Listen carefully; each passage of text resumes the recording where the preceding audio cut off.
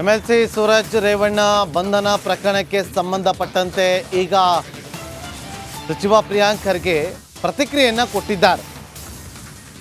ಇದು ವಿಚಿತ್ರ, ವಿಕೃತ, ಅಸಹ್ಯದ ಪ್ರಕರಣ. ಅವರು ಆತ್ಮಾವಲೋಕನೆಯನ್ನ ಮಾಡಿಕೊಳ್ತಾ ಇಲ್ಲ. ಯಾರು? ಎಚ್ ಡಿ ದೇವೇಗೌಡ ಅವರು, ಎಚ್ ಡಿ ಕುಮಾರಸ್ವಾಮಿ ಅವರು ಹಾಗೂ ಎಚ್ ಡಿ ರೇವಣ್ಣ ಈ ಬಗ್ಗೆ ಮಾತನಾಡೋಲ್ಲ. ಬಿಜೆಪಿ ಅವರು ಸ್ಮಶಾನ ಮೌನ ವಹಿಸಿದ್ದಾರೆ ಯಾಕೆ ಅಂತೇಳಿ ಪ್ರಶ್ನೆಯನ್ನು ಕೂಡ ಮಾಡಿದ್ದಾರೆ. ಮೈತ್ರಿ ನಾಯಕರ ವಿರುದ್ಧ ಪ್ರಿಯಾಂಕ್ ಖರ್ಗೆ ಈಗ ಕಿಡಿಕಾರಿದ್ದಾರೆ. ಹಾಗಾದ್ರೆ ಅವ್ರೇನು ಮಾತಾಡಿದ್ದಾರೆ ನೋಡ್ಕೊಂಬೋಣ ಬನ್ನಿ. ಯಡಿಯೂರಪ್ಪ ನೋಡಿ, ಇದ್ರ ಬಗ್ಗೆ ಏನು ಮಾತಾಡಬೇಕು ಅಂತ ಗೊತ್ತಾಗೋದಿಲ್ಲ. ಯಾಕಂದರೆ ಇವೆಲ್ಲ ಒಂದು ವಿಚಿತ್ರವಾದಂಥ ಪ್ರಕರಣಗಳು, ವಿಚಿತ್ರ, ವಿಕೃತ ಮತ್ತು ಅಸಹ್ಯ ಪಡುವಂಥ ಪ್ರಕರಣಗಳು.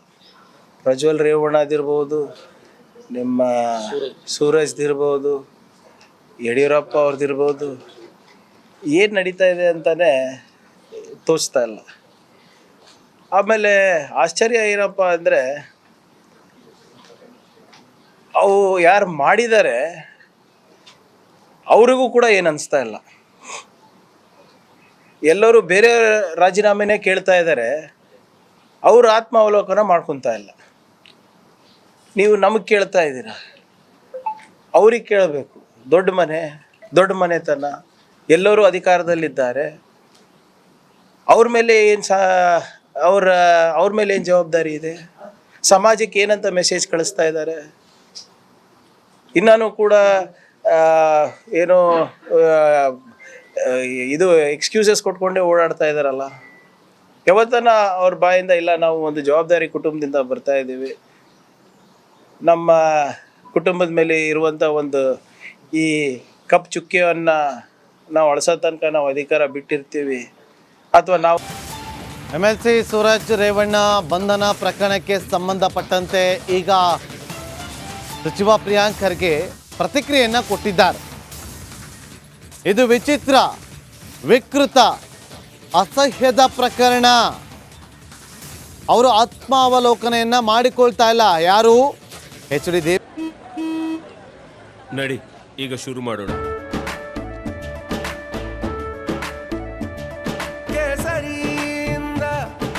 ಮನೋಲ್ಲಾಸ ಮನಸ್ಸು ಮತ್ತೇರಿ ಕುಣಿದಾಡಿದೆ ನೋಡು, ಮನಸ್ಸು ಮತ್ತೇರಿ ಕುಣಿದಾಡಿದೆ ನೋಡು. ಕ್ಷಣ ಕ್ಷಣವೂ ಆಚರಿಸಿ ಕೇಸರಿ ಹಬ್ಬ.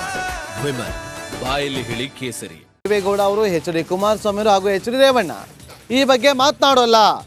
ಬಿಜೆಪಿ ಅವರು ಸ್ಮಶಾನ ಮೌನ ವಹಿಸಿದ್ದಾರೆ ಯಾಕೆ ಅಂತೇಳಿ ಪ್ರಶ್ನೆಯನ್ನು ಕೂಡ ಮಾಡಿದ್ದಾರೆ. ಮೈತ್ರಿ ನಾಯಕರ ವಿರುದ್ಧ ಪ್ರಿಯಾಂಕ್ ಖರ್ಗೆ ಈಗ ಕಿಡಿಕಾರಿದ್ದಾರೆ. ಹಾಗಾದ್ರೆ ಅವ್ರೇನು ಮಾತಾಡಿದ್ದಾರೆ ನೋಡ್ಕೊಂಬೋಣ ಬನ್ನಿ. ಯಡಿಯೂರಪ್ಪ ನೋಡಿ, ಇದ್ರ ಬಗ್ಗೆ ಏನು ಮಾತಾಡಬೇಕು ಅಂತ ಗೊತ್ತಾಗೋದಿಲ್ಲ. ಯಾಕಂದರೆ ಇವೆಲ್ಲ ಒಂದು ವಿಚಿತ್ರವಾದಂಥ ಪ್ರಕರಣಗಳು, ವಿಚಿತ್ರ, ವಿಕೃತ ಮತ್ತು ಅಸಹ್ಯ ಪಡುವಂಥ ಪ್ರಕರಣಗಳು.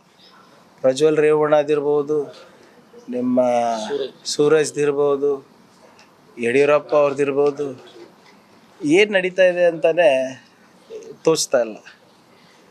ಆಮೇಲೆ ಆಶ್ಚರ್ಯ ಏನಪ್ಪ ಅಂದರೆ, ಅವು ಯಾರು ಮಾಡಿದ್ದಾರೆ ಅವ್ರಿಗೂ ಕೂಡ ಏನು ಅನಿಸ್ತಾ ಇಲ್ಲ. ಎಲ್ಲರೂ ಬೇರೆ ರಾಜೀನಾಮೆನೇ ಕೇಳ್ತಾ ಇದ್ದಾರೆ, ಅವರು ಆತ್ಮಾವಲೋಕನ ಮಾಡ್ಕೊತಾ ಇಲ್ಲ. ನೀವು ನಮಗೆ ಕೇಳ್ತಾ ಇದ್ದೀರ, ಅವ್ರಿಗೆ ಕೇಳಬೇಕು. ದೊಡ್ಡ ಮನೆತನ, ಎಲ್ಲರೂ ಅಧಿಕಾರದಲ್ಲಿದ್ದಾರೆ. ಅವ್ರ ಮೇಲೆ ಏನು ಅವ್ರ ಮೇಲೆ ಏನು ಜವಾಬ್ದಾರಿ ಇದೆ? ಸಮಾಜಕ್ಕೆ ಏನಂತ ಮೆಸೇಜ್ ಕಳಿಸ್ತಾ ಇದ್ದಾರೆ? ಇನ್ನೂ ಕೂಡ ಏನೋ ಇದು ಎಕ್ಸ್ಕ್ಯೂಸಸ್ ಕೊಟ್ಕೊಂಡೇ ಓಡಾಡ್ತಾ ಇದ್ದಾರಲ್ಲ. ಯಾವತ್ತನ ಅವ್ರ ಬಾಯಿಂದ ಇಲ್ಲ, ನಾವು ಒಂದು ಜವಾಬ್ದಾರಿ ಕುಟುಂಬದಿಂದ ಬರ್ತಾ ಇದ್ದೀವಿ, ನಮ್ಮ ಕುಟುಂಬದ ಮೇಲೆ ಇರುವಂಥ ಒಂದು ಈ ಕಪ್ ಚುಕ್ಕಿಯನ್ನು ನಾವು ಅಳಿಸೋ ತನಕ ನಾವು ಅಧಿಕಾರ ಬಿಟ್ಟಿರ್ತೀವಿ, ಅಥವಾ